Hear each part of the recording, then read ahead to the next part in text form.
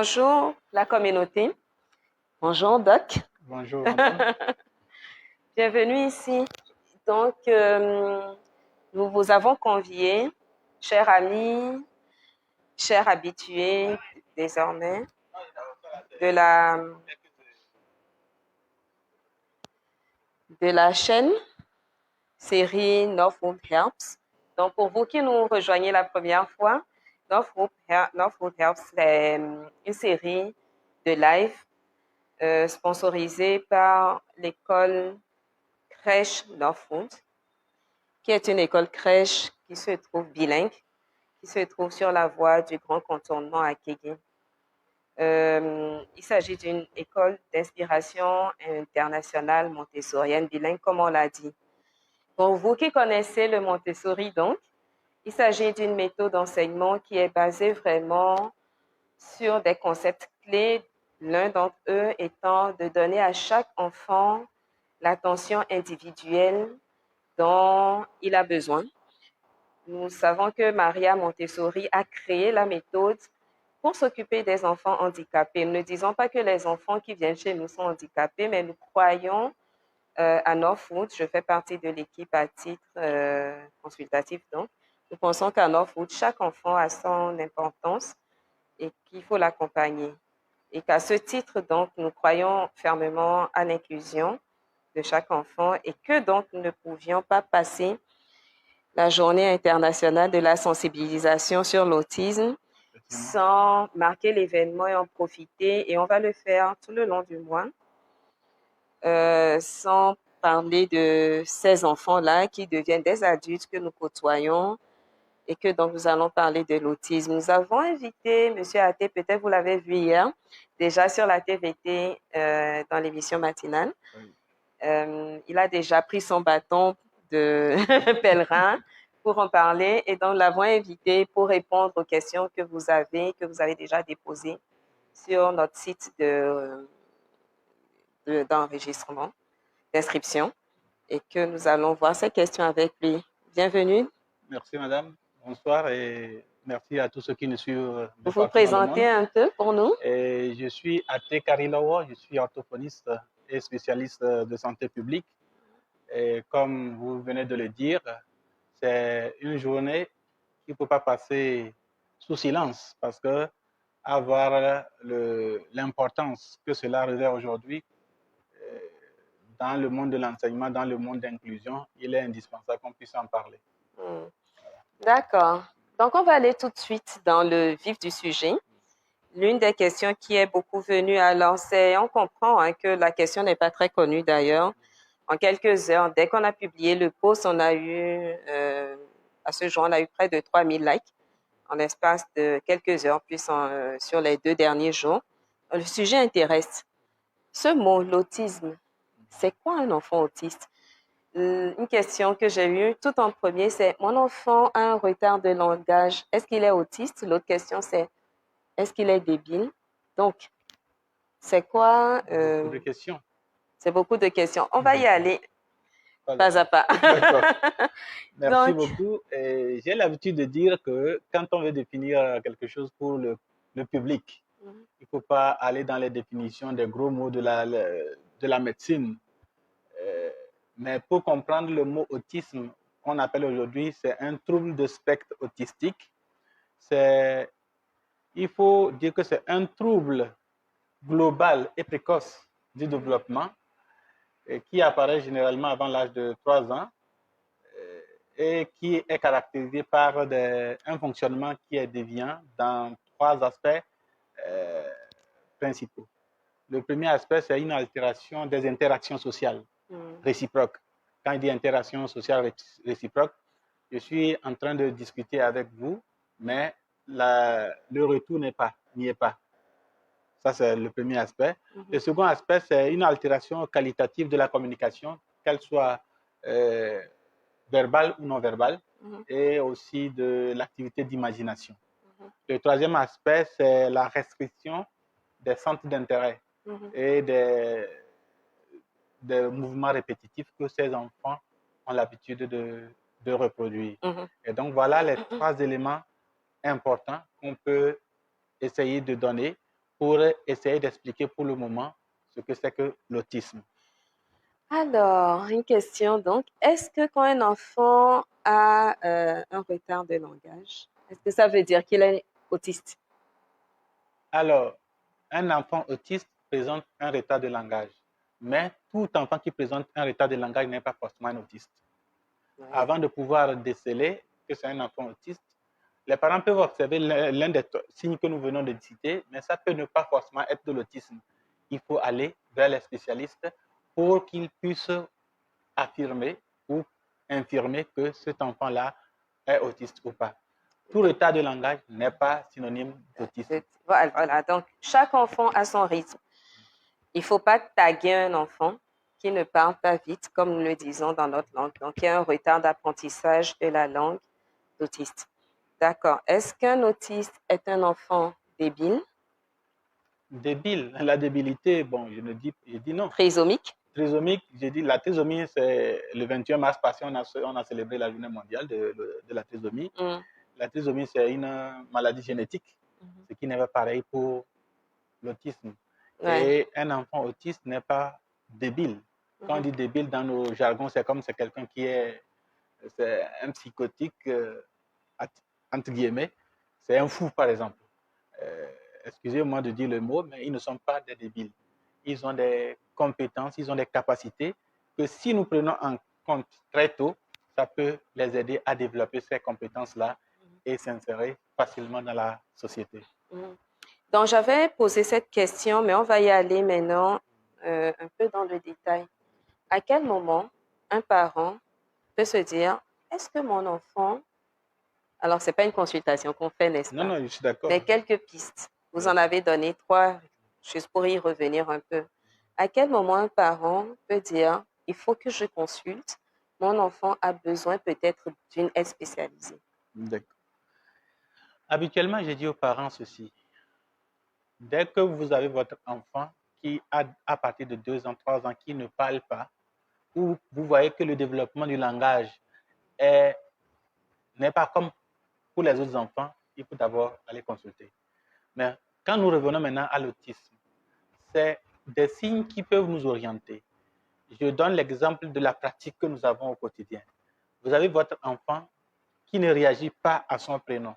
Quand vous l'appelez, il fait la sourde oreille.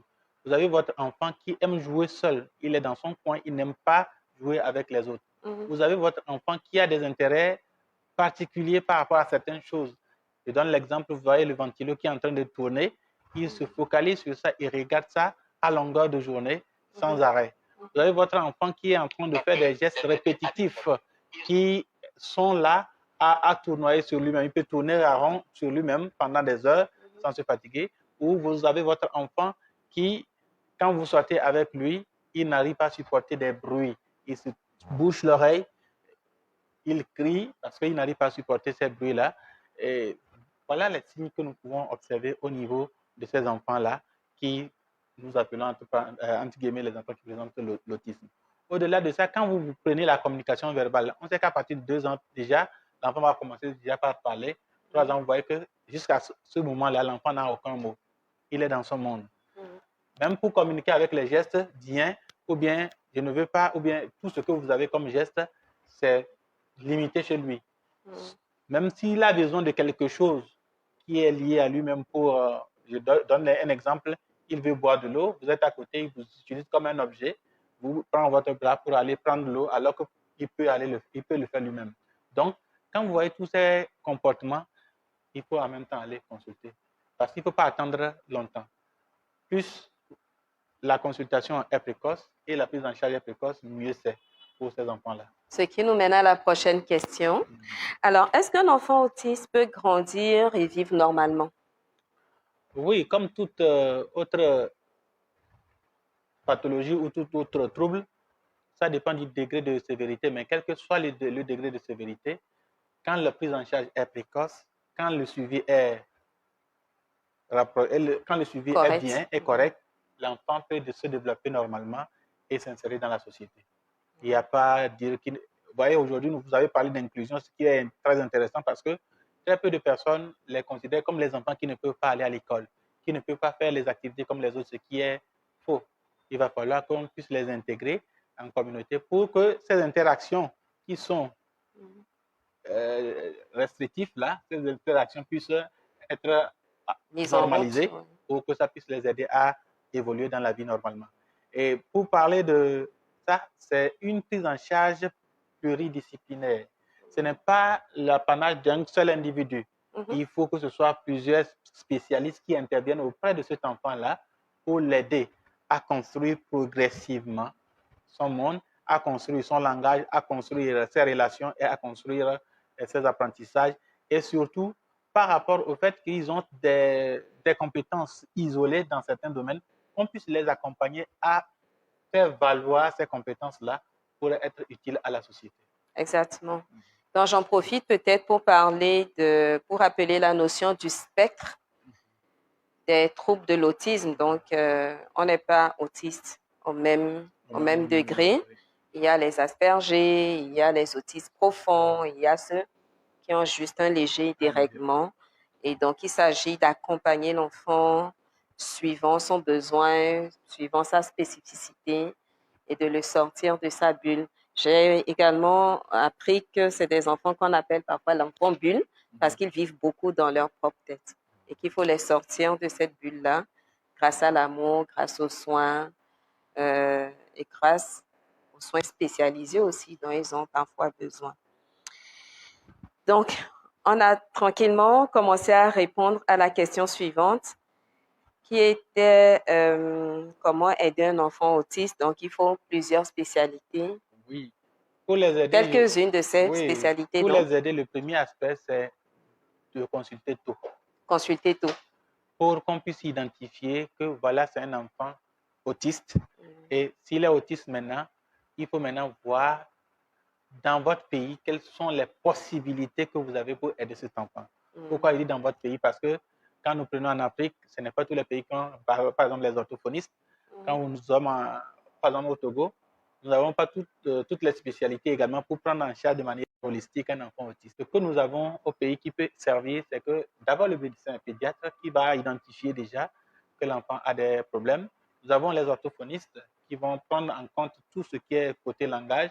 Nous avons les psychologues ou les psychiatres, les pédopsychiatres, on n'en a pas, mais les psychiatres et les psychologues qui peuvent aussi accompagner les parents dans certains comportements qui sont déviants et aussi accompagner les parents dans l'acceptation de ce trouble qui est très lourd pour les parents à supporter.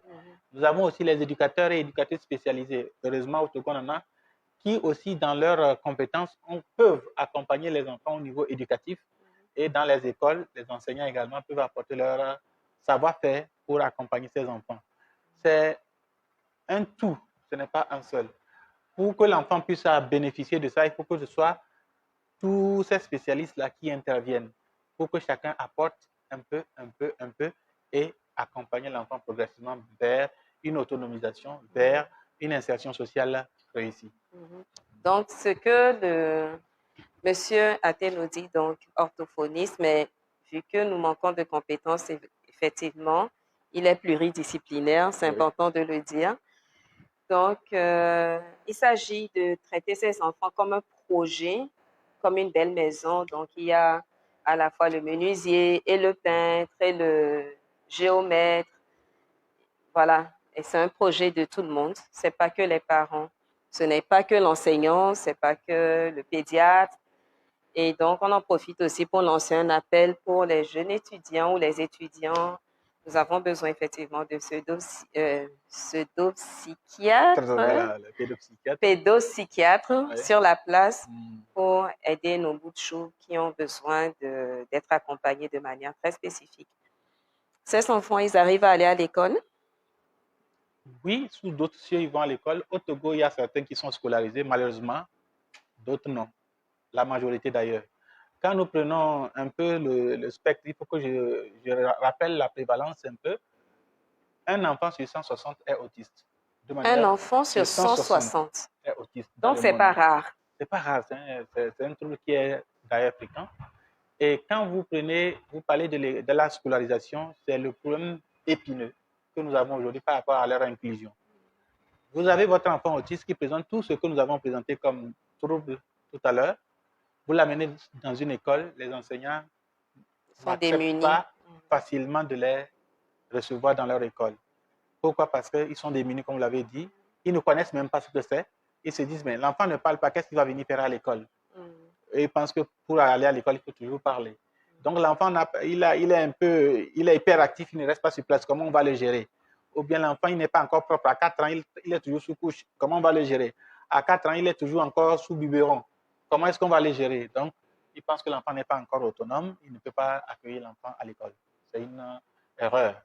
Aujourd'hui, l'inclusion nécessite à ce que tous les enfants, quel que soit leur degré, le degré de leur trouble, soient amenés à l'école et que l'école puisse les accepter et faire en sorte que chaque enfant ait un programme individualisé par rapport à leurs capacités, par rapport à leurs difficultés, pour qu'on les accompagne petit à petit dans ce qu'ils sont capables de faire. Et ça nécessite également de faire une évaluation à la base pour cet enfant qui vient dans votre école. Qu'est-ce qu'il est capable de faire? Qu'est-ce qu'il aime? Il faut aller creuser dans ces domaines-là pour voir, c'est à partir de là qu'on peut accompagner au mieux cet enfant-là. Malheureusement, dans notre pays, quand vous prenez, les parents souffrent énormément pour trouver une école qui accepte ces enfants-là. Ceux qui ont des moyens vont dans les écoles qui ont l'inclusion et qui acceptent, je prends les grandes écoles de la place, où l'enfant doit être accompagné par ce qu'on appelle un auxiliaire de vie scolaire au quotidien. Et ça aussi, il faut payer.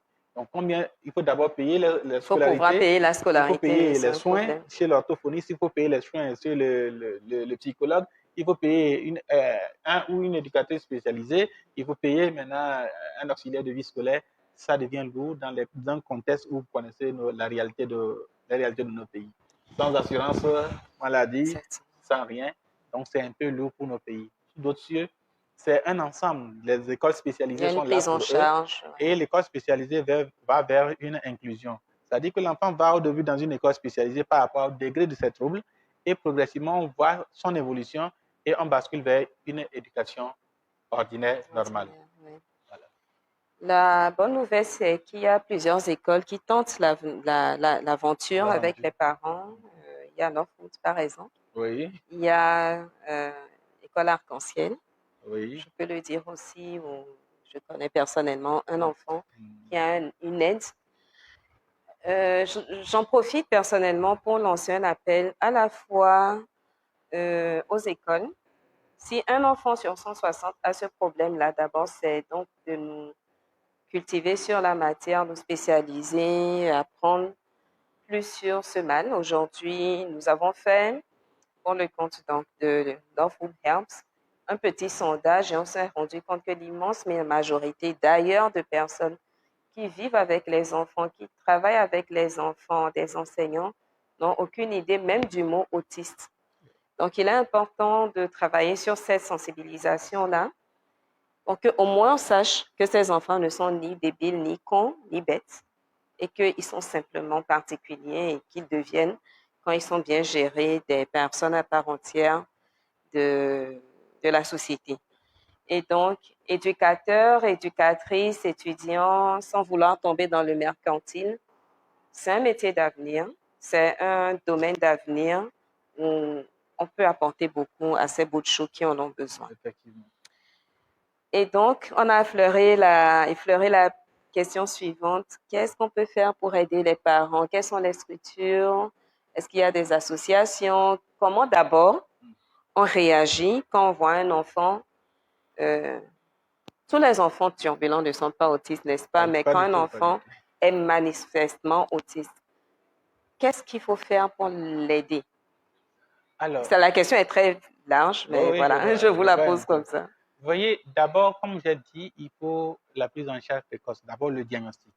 Quand le diagnostic est posé, il va falloir, pour annoncer aux parents, il faut les accompagner. Oui, parce qu'il y a le déni parfois. Il y a le déni. Parce que vous voyez, il n'y a pas un enfant qui marche comme ça, tout beau, vous n'allez pas savoir s'il est autiste ou pas. C'est dans les comportements, dans la communication, dans les interactions que vous allez découvrir ça.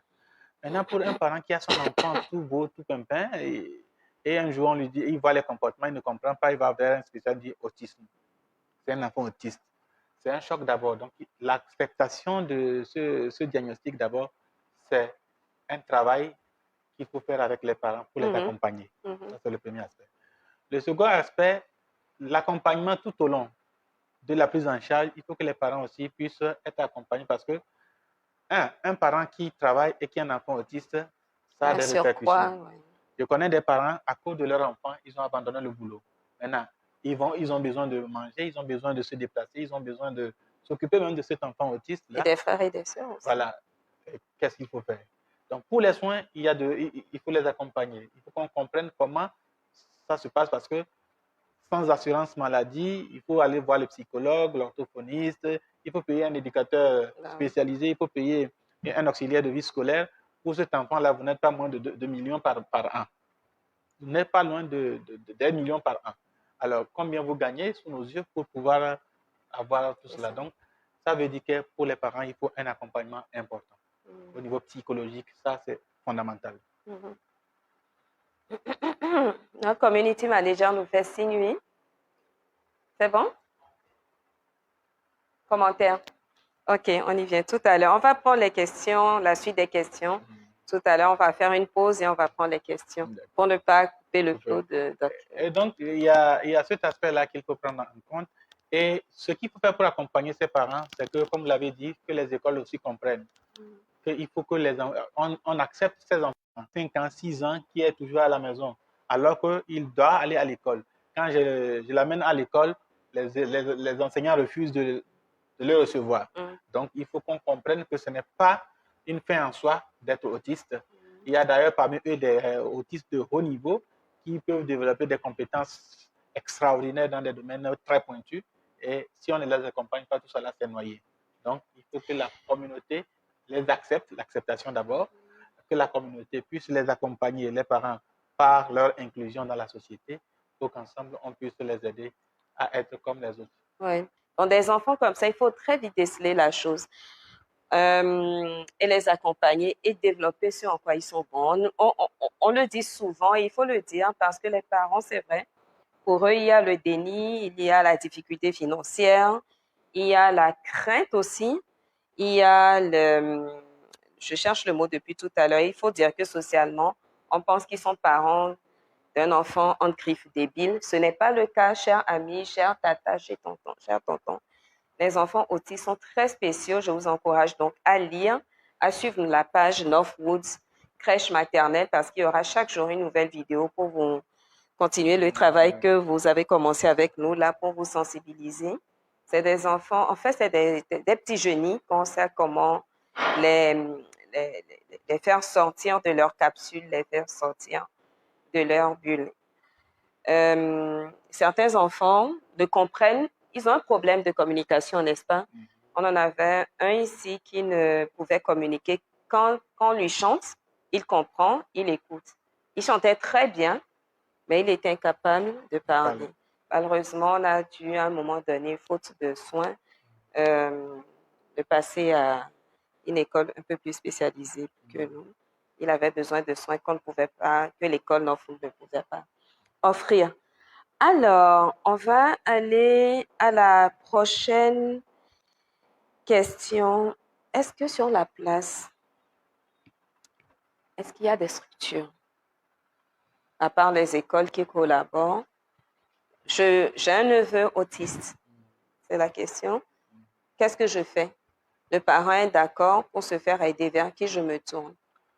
Alors, le premier pas, c'est d'aller vers un pédiatre. Un pédiatre.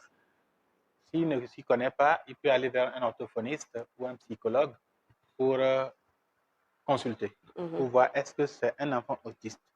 Si c'est un enfant autiste, nous avons des tests que nous faisons passer pour identifier que ça, c'est un enfant, celui-ci c'est un enfant autiste, celui-ci c'est un retard de langage simple, celui-ci c'est un enfant, voilà. Donc pas d'autodiagnostic à la maison, chers parents, chers tontons. Les signes se ressemblent, mais ne sont pas les mêmes.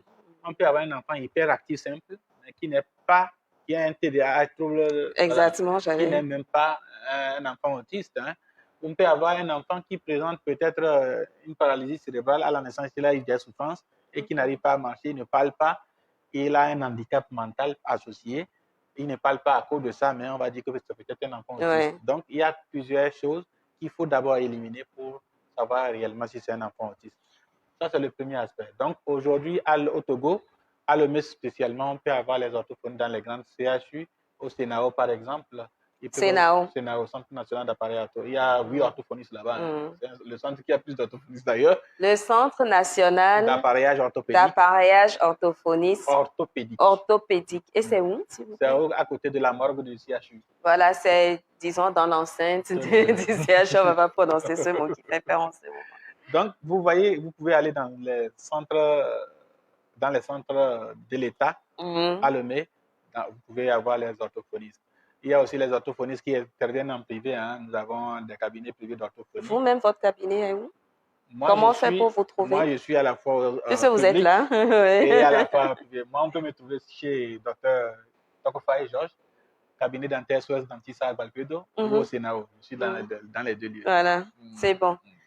Donc voilà, donc, vous savez où trouver de l'aide, chers parents. Il faut que les parents envoient les enfants en consultation. C'est à l'issue de la consultation qu'on va identifier que l'enfant a un problème et que si c'est autisme, c'est un enfant autiste, on dit OK, qu'est-ce qu'il faut faire? C'est ensemble avec les parents qu'on va identifier le projet. Le projet, ce n'est pas seulement l'orthophoniste, non. L'orthophoniste va faire son travail. Maintenant, la scolarisation de l'enfant, il faut ensemble voir. Le psychologue va faire son travail. Il faut ensemble voir avec le psychologue.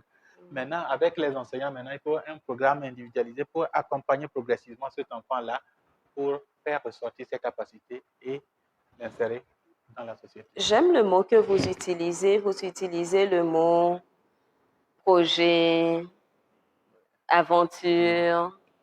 Donc, ça peut être quelque chose de très... Ça demande des efforts, ça demande des finances, mais c'est quelque chose qui aboutit quand c'est bien mené. Alors, la dernière question, qu'est-ce que nous pouvons faire? Qu'est-ce que vous attendez? Quel est votre mot pour les parents? Je dis d'abord chapeau. Pas le mot de la fin, on va prendre un dernier commentaire. Merci. Je dis chapeau d'abord à ces parents qui souffrent dans le silence avec leurs enfants. Ce n'est pas évident. À tous les niveaux, je connais plein.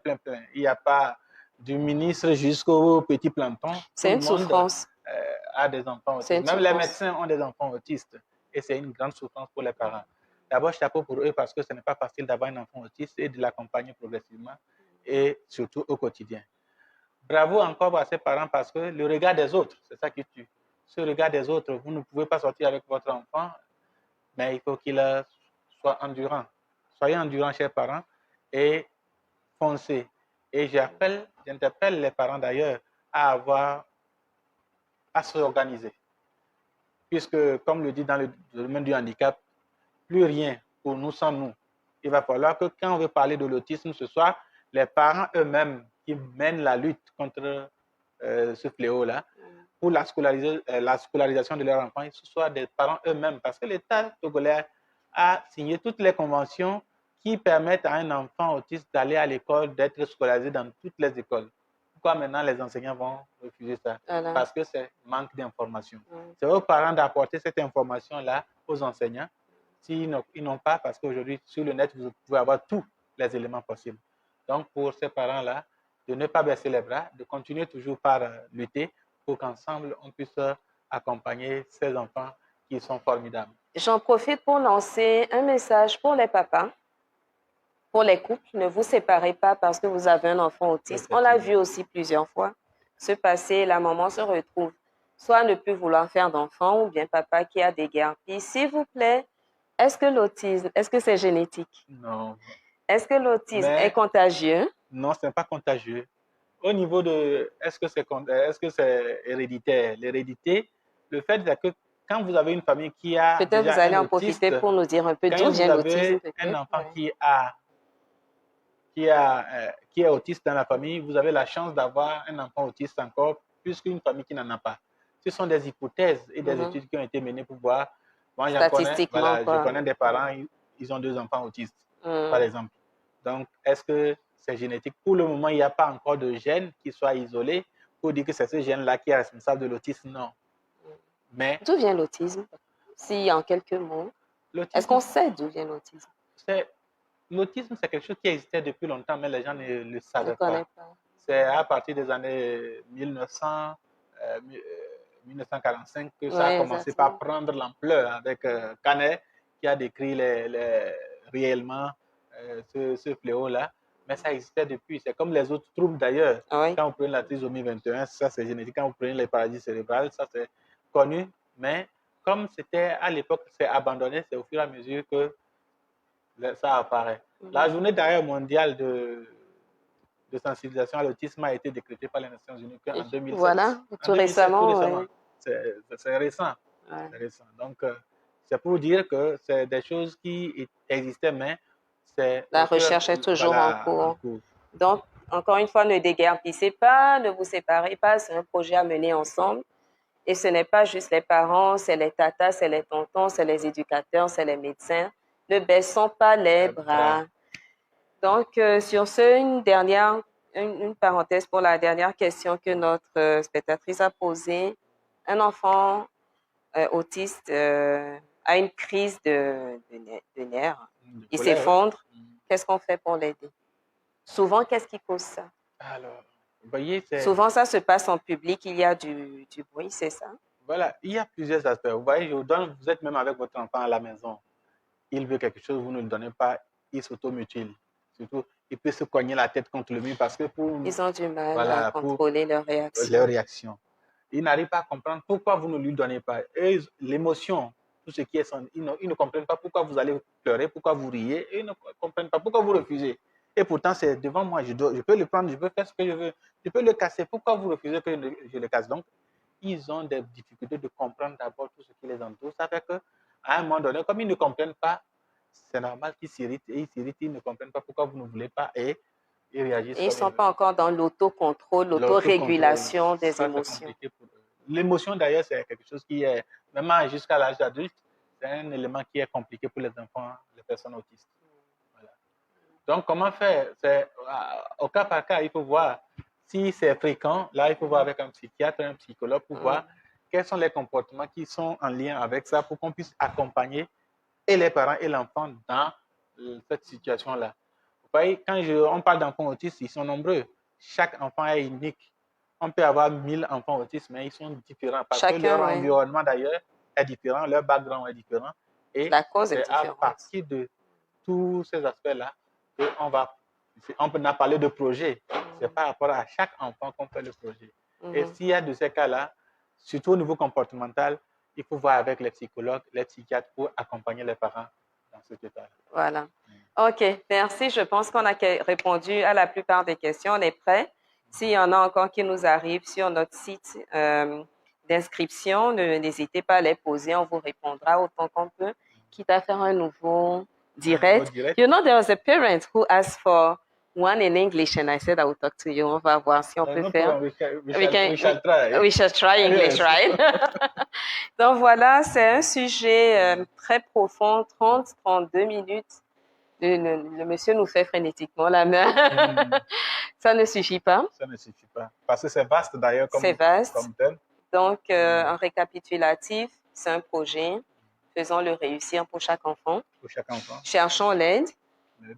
Demandons monsieur Athé au cabinet dentaire, docteur Tokofayi. Oui.